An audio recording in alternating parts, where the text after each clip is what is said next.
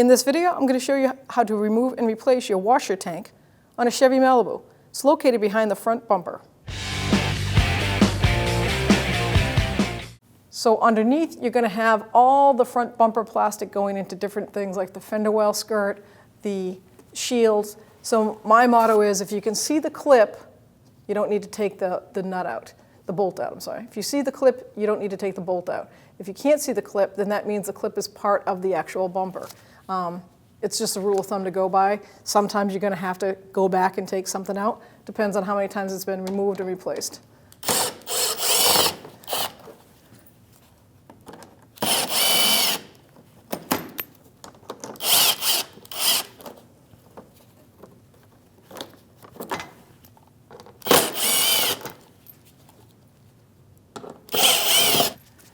And just work yourself right over to the other side. Whether you start at the driver's side or passenger, it doesn't matter.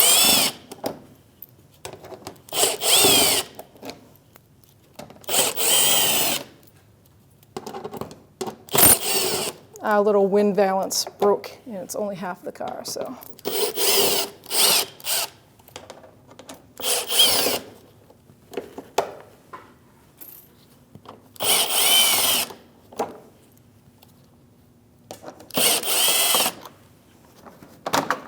You can see that's all free. So once we move now to the fender well, it should pull right out. So you have 3 mounting screws in each fender liner that attach to the front bumper. So you must take these out before you move to the top. And it's a 7mm socket, so let's go ahead and move them out.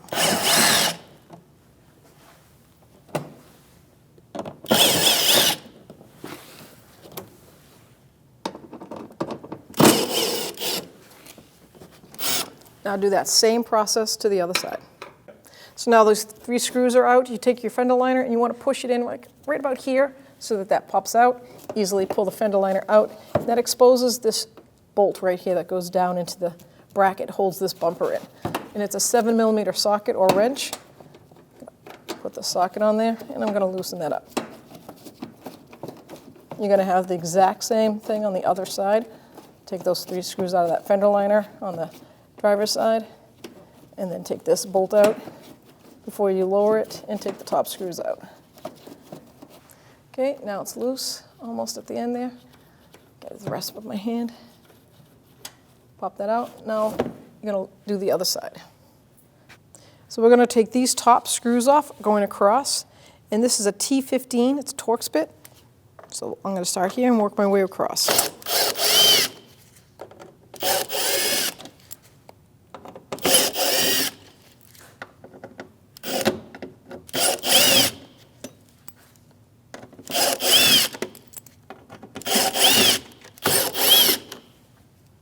So now with those screws out, you can take this plastic trim off, both sides, all the way over.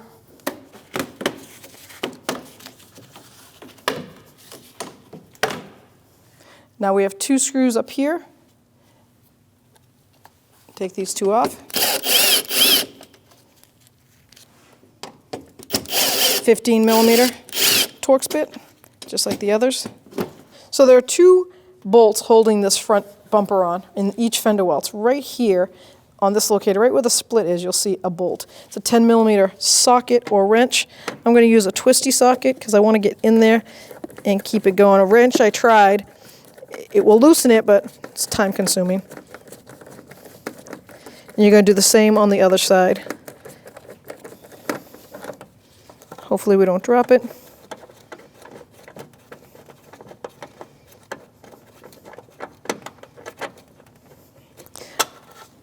And there you go. Now do the same to the other side.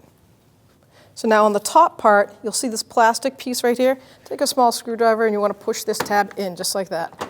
And do the same to the other side. Once that's done to the other side, you're going to grab your top piece and pull out. So when you go to pull this cover off, the bottom part has like a lip on it, so you want to push it down to the bottom and then pull it forward like that. Now you got to remember the fog lights, daytime running lights have a connector. So this is the harness side. I'm going to take the little clip off of the running light right there. And then I'm going to disconnect the connector to the running light, fog light / running light. take this red piece tab, you want to pull up on it, like that, and then squeeze and disconnect. And then do the same to the other side. So now you can take your whole bumper cover and walk it away from the car. So you're going to grab the filler neck first and pull it up out of the actual tank. So just grab the neck, twist, and pull up. And you'll see that right here, there's a tab. In the engine compartment, there's a metal bracket that this slides in. So you just basically pop it up and pull it out. Now I raised the vehicle up so it's easier to work on. And I got to take a body trim tool, and I'm going to disconnect the harness that's right here in this little plastic piece. So you can use some needle nose pliers. Doesn't matter, just work it back and forth until it pops out. Disconnect the harness. You're going to do that by pushing in here, or I just like to lift the tab up. And then squeeze that and pull up. Now that should be enough out of the way. And the hosed part just kind of popped in this trim piece. And I'm not going to undo that hose yet because I don't want to spill it on the floor. I'm going to dismount the tank from the vehicle, and there's 3 mounting points. 1, 2, third one's right here in the front. 10mm socket. I'm going to use an extension. I'll get the hardest one first out here. Then this one. And the top.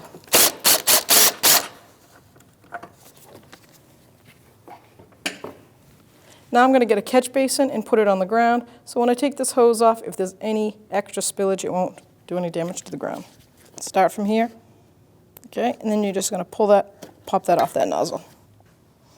Now just grab that tank and pull forward out of those 3 mounting bolts. Just slide it out. So now we're going to install our new tank. Get that harness out of the way. Same with that washer hose. Line the mounting bolt holes up. And the one in the front. Now we have our 3 mounting nuts with that 10mm socket. Just snug them up because we're going to torque them to manufacturer's spec. It's kind of nice because it pulls it right into place. Now with our torque wrench, we'll torque each one of these nuts to 80 inch-pounds. I'll start on the bottom and work my way over.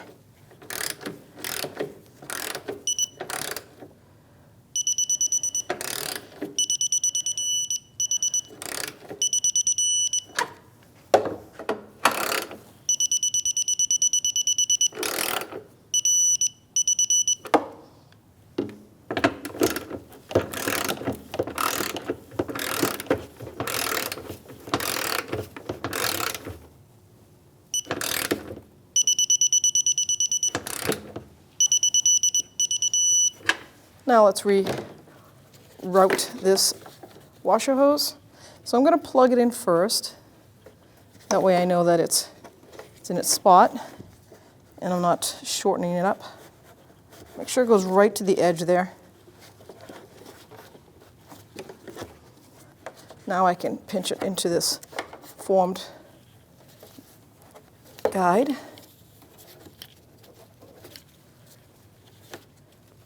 There we go. Now we can plug the motor in.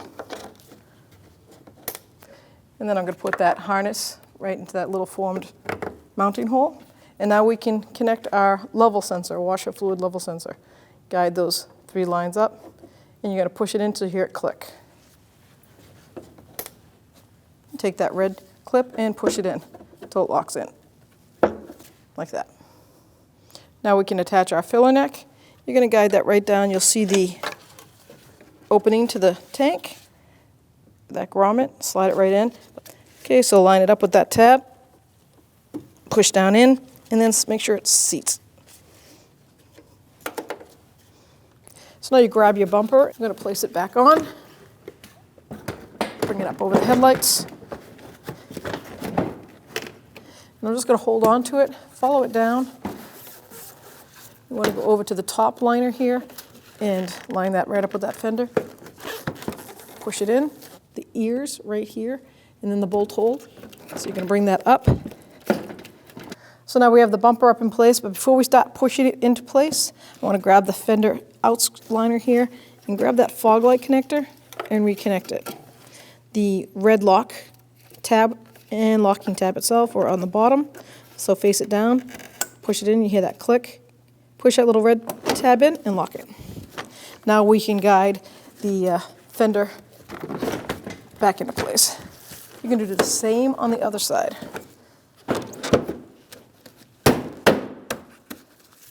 So now we're going to just secure the top part of this bumper. There's two of them that come with this plastic spacer, and they're for the cutout. You can see how these don't have that, they just have the slots. This is the cutout. I'm starting it by hand because I'm going to have to push on the bumper and line that up. Like I said, there's two, one on each side here. Now that's holding it. We have the other one right over here. Now I can feel freely and go from side to side and underneath and do this at the very end. So now we have the two difficult bolts here that are kind of hard to see. They're right here. Same location on both sides, and it is a 6mm bolt with a 10mm socket head. And you're going to line it up like that, center it. If you can start it by hand, that'd be great so it doesn't fall out on you. We'll see it in a second. Now I took a 10mm 1/4-inch drive with a long extension, and I'm going through this fender right here. That way I can line it up, see what I'm doing, then I'll put my ratchet on. And I'm just going to snug it right up.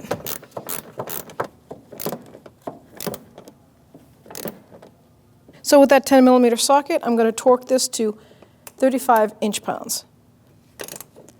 There we go. So in each fender well, you'll see there's 4 bolts. You only see 3 here, but the first one is hidden. Take that fender skirt, push it back. You're going to see right here, the plastic tab of that bumper going right into that bracket. I'm going to start it by hand, put that self-tapping screw in, and it is a 7mm socket or wrench.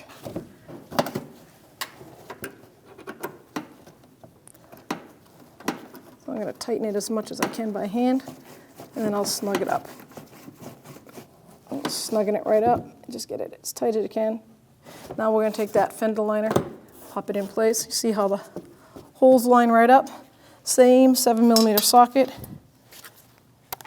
3 screws with the washers, and we'll tighten them right up. Going to do the same to the other side.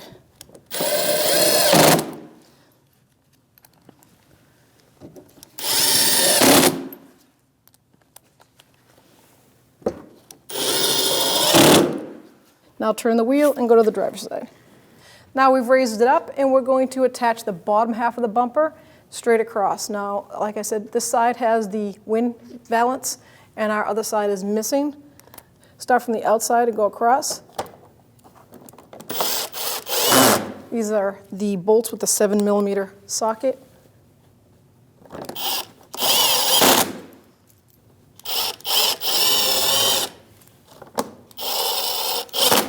The manufacturer says 21 inch-pounds or 22 inch-pounds is the torque.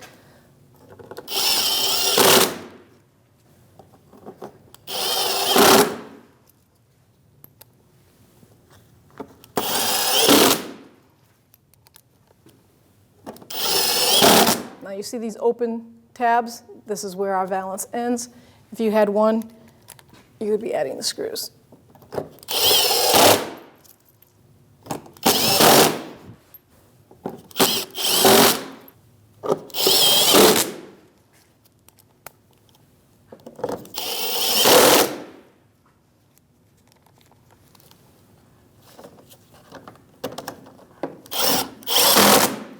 And the last one.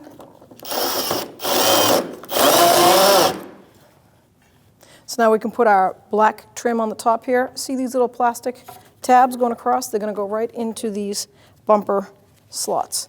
I'm going to start from the fender side out, line everything up, push down.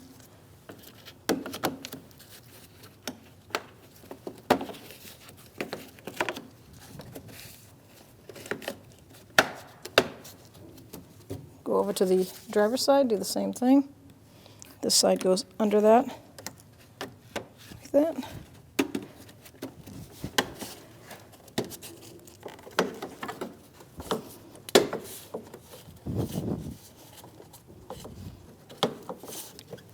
There we go. Now we can put our mounting screws in. This is for a T15 Torx bit. So T15. Start from the center.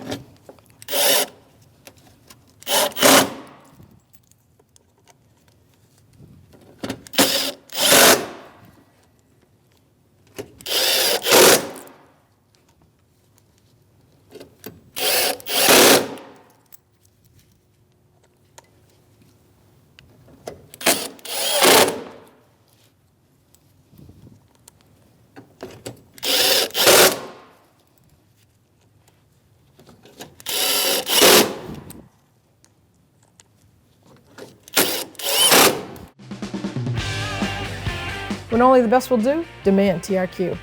The only company that lets you view before you do. TRQ is committed to offering the highest quality aftermarket auto parts that are engineered for peace of mind. Thanks for using and viewing with TRQ.